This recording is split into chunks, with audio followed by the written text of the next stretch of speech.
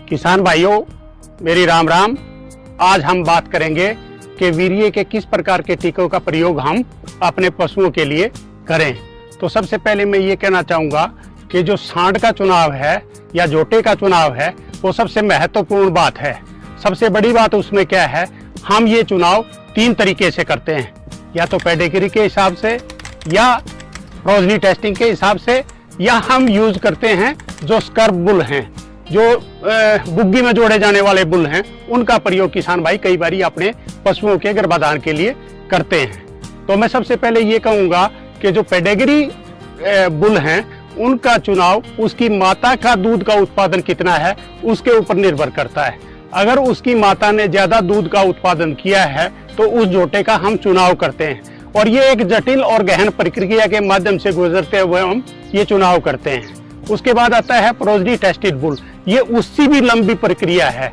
जो pedigree tested bulls हैं उनसे कहीं ज्यादा गहन प्रक्रिया संतति परीक्षित सांड के चुनाव की है, जिसको हम प्रोजनी टेस्टेड बुल भी कहते हैं। इसके अंदर हम उच्च गुणवत्ता के सांड के वीर्य के टीके तैयार करके किसानों तक पहुंचाते हैं।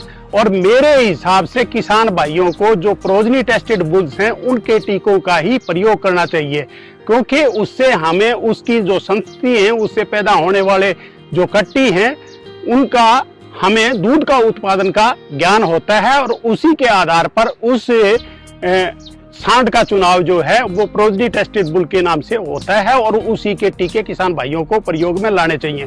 और मैं किसान भाइयों को एक बात जरूर कहूंगा कि दूध उत्पादन और नस्ल सुधार को अगर आपने बढ़ाना है, जैसे कि पिछली हमने वीडियो में बताया था आपको कि किसान भाइयों ये जो दूध उत्पादन और नस्ल सुधार का कार्यक्रम है ये उत्तम गुणवत्ता के सांडों के वीर्य से ही संभव है।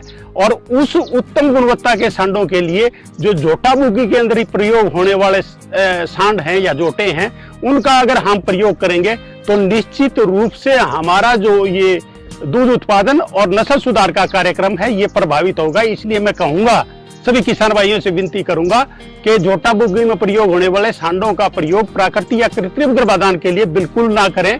और जो संतति परीक्षित सांड हैं उनका टीका, वीर्य के टीके थोड़े से महंगे जरूर दूसरे सांडों के टीकों से होते हैं, लेकिन किसान भाई अगर उसका प्रयोग करेंगे तो निश्चित रूप से किसान भाइयों का पशुपालन में जो लाभ है वो बढ़ेगा।